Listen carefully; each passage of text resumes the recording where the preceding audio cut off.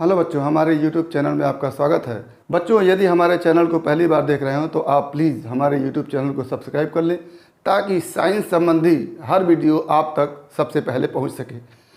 तो हमारे YouTube channel में इसके पहले जो हमने वीडियो क्लिप दिया था उसमें प्रकाश के गुण और प्रकाश के परावर्तन से संबंधित तथ्य थे। प्रकाश के परावर्तन में हमने कुछ तथ्य दिया था जिसमें आपतित किरण क्या होता है, परावर्तित किरण क्या होता है, अभिलंब क्या होता है, आपतन कोण क्या होता है, परावर्तन कोण क्या होता है और अभिलंब क्या होता है। साथ ही हमने आपतन बिंदु को भी बताया था।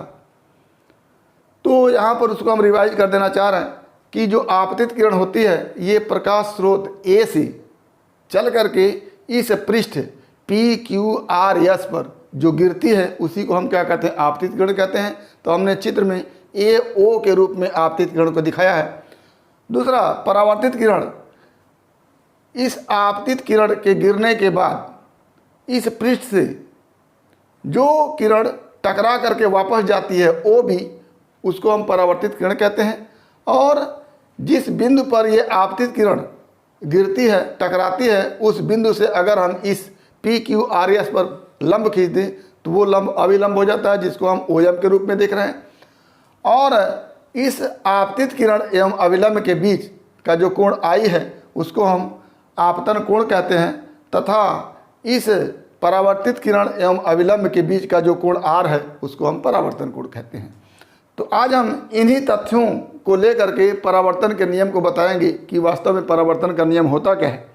तो परावर्तन का नियम में पहला नियम जो होता है वो ये है कि आपतित किरण, परावर्तित किरण एवं अभिलंब एक ही माध्यम में होते हैं और एक ही तल में होते हैं। एक ही माध्यम का मतलब ये होता है कि ये जो PQRS पृष्ठ है, सतह है, इस सतह को हम परावर्तक पृष्ठ कहते हैं। तो ये हमारा PQRS सतह है। इस सतह से प्रकाश की किरण परावर्तित होकर के इस सतह के उसी ओर जाती है जिधर से आती है। जैसे A एक प्रकाश स्रोत है, अगर यहाँ से प्रकाश की किरण इस तरह से चल करके इस बिंदु पर टकरा रही हैं और टकराने के बाद इस सतह के उसी ओर जा रही हैं, इस सतह के ऊपर से आई थी और ऊपर ही निकल जा रही हैं, तो कहा जाता है कि आपतित किरण, परावर्तित किरण और अभिलंब परावर्तक तल के एक ही ओर होते हैं या एक ही माध्यम में होते हैं। तो इस परावर्तक तल के ऊपर एक माध्यम होता है, नीचे दूसरा माध्यम होता है। तो आप कह सकते हैं कि आपतित किरण, परावर्तित किरण और अभिलंब एक ही माध्यम में होते हैं या इस परावर्तक तल के एक ही ओर होते हैं। दूसरा उसी में जोड़ लेते हैं कि आपतित किरण, अभिलंब और परावर्तित किरण एक ही तल में होते हैं। एक ही तल का आशय होता है कि अगर आपतित किरण इस बोर्ड से स्पर्श करते हुए चल रही है तो परावर्तित किरण भी स्पर्श करते हुए चलेगी और अभिलंब भी स्पर्श करते हुए चलेगा, यानी तीनों एक ही सीध में होंगी। तो क्या लिखेंगे पहले नियम में कि आपतित किरण, परावर्तित किरण एवं अभिलंब परावर्तक पृष्ठ के एक ही ओर या उसी कह सकते हैं कि एक ही माध्यम में तथा एक ही तल में होते हैं, या एक ही तल कह सकते हैं, तीनों एक ही सीध में होते हैं। तो पहला नियम बनता है कि आपतित किरण, परावर्तित किरण एवं अभिलंब एक ही माध्यम में तथा एक ही तल में, जिसको आप कह सकते हैं एक सीध में होते हैं। एक ही तल का मतलब होता है ये हमारी आपतित किरण हो जाए और ये परावर्तित किरण हो जाए, इस तरह से ये आपतित किरण, ये परावर्तित किरण, और बीच में ये अभिलंब हो जाए इस तरह से।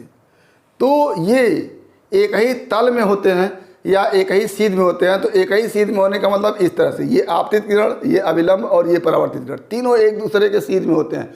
तो इसको कहा जाता है कि आपतित किरण, अभिलंब और परावर्तित किरण एक ही तल में होते हैं और परावर्तक पृष्ठ या इस पृष्ठ के एक ही ओर होते हैं या कह लें कि एक ही माध्यम में होते हैं।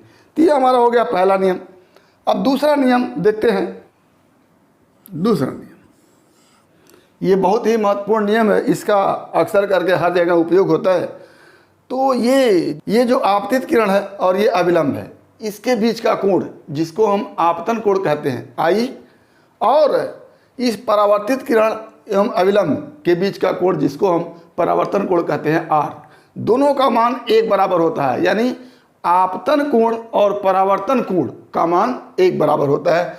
तो दूसरा नियम होता है कि आपतन कोण तथा परावर्तन कोण का मान बराबर होता है, अर्थात आपतन कोण I बराबर परावर्तन कोण R। ये दूसरा नियम है। तो पहला नियम हो गया कि आपतित किरण, परावर्तित किरण एवं अविलंब एक ही माध्यम में तथा एक ही तल में होते हैं। एक ही माध्यम का मतलब इस PQRS जिसको हम परावर्तक तल कहते हैं, परावर्तक तल के एक ही ओर यानी एक ही माध्यम में होते हैं, और एक ही तल का मतलब आपतित किरण, अविलंब और परावर्तित किरण एक ही सीध में होते हैं। अगर आपतित किरण इस बोर्ड को स्पर्श करते हुए चल रही है तो परावर्तित किरण भी इस बोर्ड को स्पर्श करते हुए चलेगी और अविलंब भी इस बोर्ड को स्पर्श करते हुए होगा।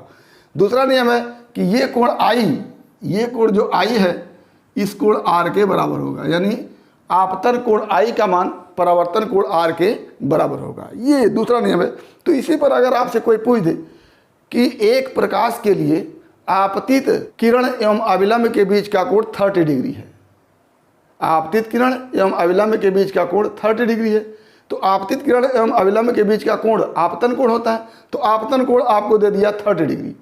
तो परावर्तित किरण एवं अविलंब के बीच का कोण बताइए, यानी परावर्तित किरण एवं अविलंब के बीच का कोण R आपसे पूछा जा रहा है। तो अगर I का मान 30 डिग्री है तो R का मान भी कितना हो जाएगा, 30 डिग्री हो जाएगा। या कह लें कि यदि आपतन कोण, जिसको आप ब्रैकेट में लिख सकते हैं आपतित किरण एवं अविलंब के बीच का कोण 30 डिग्री है, या इसको लिख सकते हैं आपतित किरण एवं अविलंब के बीच कोण कितना हो गया, 30 डिग्री है। तो एक सवाल तो ये बन गया कि परावर्तन कोण, इसको आप क्या लिख सकते हैं, परावर्तित किरण एवं अविलंब के बीच का कोण कितना हो जाएगा, ये भी 30 डिग्री हो जाएगा। अच्छा, दूसरा सवाल ये बन सकता है कि यदि आपतन कोण का मान 30 डिग्री है तो आपतित किरण एवं परावर्तित किरण के बीच का कोण बताइए। ये वाला पूरा कोण आपतित किरण एवं परावर्तित किरण के बीच का कोण, ये दोनों कोण पूछा जा रहा है, कितना होगा। तो आप जानते हैं कि ये 30 डिग्री है तो ये भी 30 डिग्री होगा, तो दोनों के बीच का कोण कितना हो जाएगा, 60 डिग्री हो जाएगा। तो दूसरा सवाल बनता है कि आपतित किरण एवं परावर्तित किरण के बीच का कोण कितना हो जाएगा, 30 + 30 = 60, या 30 में 2 से मल्टीप्लाई कर सकते हैं, या 2 × 30 बराबर क्या हो गया, 60। तो सवाल इस तरह के बन सकते हैं कि यदि आपतन कोण का मान 45 डिग्री हो तो परावर्तन कोण का मान भी 45 डिग्री होगा। और दूसरा सवाल बन सकता है कि आपतित किरण एवं परावर्तित किरण के बीच का कोण कितना होगा, तो 45 को हम 2 से मल्टीप्लाई करके निकाल लेंगे, 90 डिग्री होगा। तो इस तरह के सवाल हमसे पूछे जा सकते हैं, तो आप इसका जवाब देने के लिए तैयार रहेंगे। आगे का जो टॉपिक है वो दर्पण है। तो दर्पण में थोड़ा सा हम देखते हैं कि दर्पण क्या होता है। ये दर्पण, मिरर,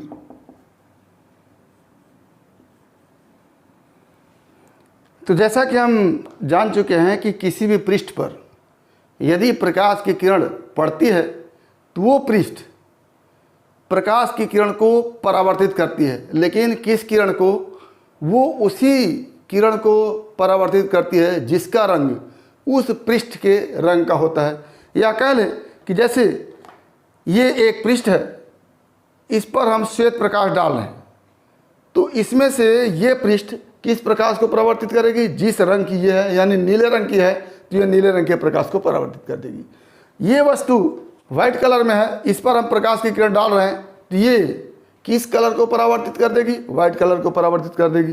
तो वस्तु जिस कलर की होती है उसी कलर के रंग को परावर्तित करती है और शेष सारे रंग को क्या करती है, एब्जॉर्ब करती है। तो ये तो हो गया नॉर्मल पृष्ठ। एक सामान्य पृष्ठ जो होता है उस पर चाहे जिस कलर का प्रकाश डालें वो उसी कलर के प्रकाश को परावर्तित करती है जिस कलर की वो होती है। लेकिन दर्पण एक ऐसा पृष्ठ होता है, दर्पण एक ऐसा पृष्ठ होता है जिस पर चाहे जिस भी कलर का प्रकाश डालें वो सभी कलर के प्रकाश को क्या करती है, परावर्तित करती है। यानी सामान्य पृष्ठ जो होता है, सामान्य परावर्तक तल जो होता है, जिस पृष्ठ से प्रकाश की किरण परावर्तित होती है उसको परावर्तक पृष्ठ या परावर्तक तल कहते हैं। तो एक सामान्य परावर्तक पृष्ठ जो होता है वो उसी कलर को परावर्तित करता है, उसी रंग को परावर्तित करता है जिस रंग का वो होता है। लेकिन दर्पण एक विशेष प्रकार का पृष्ठ होता है जिसमें सभी कलर के प्रकाश को परावर्तित करने की क्षमता होती है। जैसे ये नॉर्मल पृष्ठ है, अगर इस पर हम लाल रंग के प्रकाश को डालें और ये लाल रंग की है तो लाल रंग के प्रकाश को क्या करेगी, परावर्तित कर देगी। लाल प्रकाश इस पर पड़ा, ये लाल रंग की थी, लाल रंग के प्रकाश को परावर्तित कर दी। या इस पर हम श्वेत प्रकाश डाल दें, श्वेत प्रकाश डालें तो श्वेत प्रकाश में 7 रंग होते हैं, उसमें लाल भी होता है, BIBGYOR। तो रेड कलर भी इसमें है, तो रेड कलर को तो ये परावर्तित कर देगी क्योंकि ये लाल कलर का पृष्ठ है, लेकिन और सब कलर को एब्जॉर्ब कर लेती है। तो ये सामान्य पृष्ठ की बात होती है। ये क्या है, सामान्य पृष्ठ है। सामान्य पृष्ठ जो उसी कलर के प्रकाश को परावर्तित करती है जिस कलर की ये होती है। लेकिन दर्पण एक विशेष पृष्ठ होता है, विशेष पृष्ठ जिस पर सभी कलर के प्रकाश परावर्तित होते हैं। इस तरह से ये 3 कलर के प्रकाश हम मान लेते हैं, ये मान लेते हैं लाल है, इसको मान लेते हैं हरा है और इसको मान लेते हैं नीला है। तो ये जो लाल पड़ा यहाँ पर, ये लाल भी परावर्तित हो गया, ये हरा पड़ा यहाँ पर, हरा भी परावर्तित हो गया, और ये नीला पड़ा यहाँ पर, नीला भी परावर्तित हो गया। ये 3 रंग की प्रकाश की किरणें इस पृष्ठ पर पड़ते हैं और तीनों रंग की प्रकाश की किरण क्या होती है, परावर्तित हो जाती है। तो ये एक विशेष पृष्ठ है जिस पर जिस भी रंग की प्रकाश आपतित होती है वो क्या होती है, परावर्तित हो जाती है। ये सामान्य पृष्ठ है, ये केवल उसी रंग के प्रकाश को परावर्तित करता है जिस रंग का ये होता है। इसी को क्या कहते हैं, दर्पण कहते हैं। क्या कहते हैं, दर्पण कहते हैं। क्या, दर्पण एक ऐसा विशेष प्रकार का परावर्तक पृष्ठ होता है जिससे सभी रंग के प्रकाश क्या हो जाते हैं, परावर्तित हो जाते हैं। तो क्या लिखेंगे, छोटी सी परिभाषा कि दर्पण एक ऐसा विशेष प्रकार का पृष्ठ है जिससे सभी रंग के प्रकाश परावर्तित हो जाते हैं। क्या हो गया, दर्पण एक ऐसा विशेष प्रकार का पृष्ठ है जिस पर आपतित होने वाले सभी रंग के प्रकाश क्या हो जाते हैं, परावर्तित हो जाते हैं, या जिससे सभी रंग के प्रकाश परावर्तित हो जाते हैं। लेकिन सामान्य पृष्ठ क्या होता है, केवल उसी रंग के प्रकाश को परावर्तित करता है जिस रंग का वो होता है। अब इस दर्पण को बनाते कैसे हैं, इस तरह से एक पारदर्शी माध्यम का प्लेट ले लिया और इसके इस तरफ हमने क्या किया है, पारे की कलई किया है, फिर लाल ऑक्साइड की कलई किया है। तो ये एक इस तरह का प्लेट है, इसके दाहिने पृष्ठ पर हमने पहले पारे की कलई की, उसके ऊपर लाल ऑक्साइड कलई कर दी, और इस पृष्ठ पर हमने कलई किया दाहिने पृष्ठ पर। जो बायां पृष्ठ है इसको हम क्या कह लेते हैं, परावर्तक पृष्ठ। क्या कहते हैं, परावर्तक पृष्ठ। और ये पृष्ठ ऐसा होता है कि इस पर किसी भी रंग का प्रकाश डालेंगे वो इसको क्या करेगा, परावर्तित करेगा। कैसे, कि ये देखिएगा, ये परावर्तक पृष्ठ हो गया। इस पर अगर लाल रंग की प्रकाश इस तरह से पड़ रही है तो ये भी परावर्तित हो रही है, हरे रंग की प्रकाश पड़ रही है तो ये भी परावर्तित हो रही है, और नीले रंग की प्रकाश पड़ रही है तो ये भी परावर्तित हो रही है। तो ये एक ऐसा परावर्तक पृष्ठ बना जिस पर सभी रंग के प्रकाश क्या होते हैं, आपतित होने के बाद परावर्तित हो जाते हैं। तो ये जो पूरा युक्ति हो गया, इसी को क्या कहते हैं, दर्पण कहते हैं। क्या कहते हैं, दर्पण कहते हैं। यानी दर्पण एक ऐसा परावर्तक पृष्ठ होता है जिस पर पड़ने वाली सभी रंग की प्रकाश की किरण क्या हो जाती है, परावर्तित हो जाती है। तो क्या लिखेंगे दर्पण में, कि दर्पण एक ऐसा परावर्तक पृष्ठ है जिस पर आपतित सभी रंगों के प्रकाश परावर्तित हो जाते हैं। और इसको कैसे बनाते हैं, इसे बनाने हेतु पारदर्शी पदार्थ के एक पृष्ठ पर पारे की तथा लाल ऑक्साइड की कलई करते हैं। दूसरा पृष्ठ परावर्तक पृष्ठ बन जाता है जिस पर आपतित होने वाली सभी रंगों की प्रकाश किरणें परावर्तित होती हैं। ये हमारा हो गया दर्पण। दर्पण एक ऐसा पृष्ठ होता है जिस पर आपतित सभी रंग के प्रकाश की किरणें क्या होती हैं, परावर्तित होती हैं। और इसे बनाने हेतु पारदर्शी पदार्थ का एक प्लेट लेते हैं, उसके एक पृष्ठ पर पारे की तथा लाल ऑक्साइड की कलई करते हैं और दूसरा पृष्ठ परावर्तक पृष्ठ बन जाता है।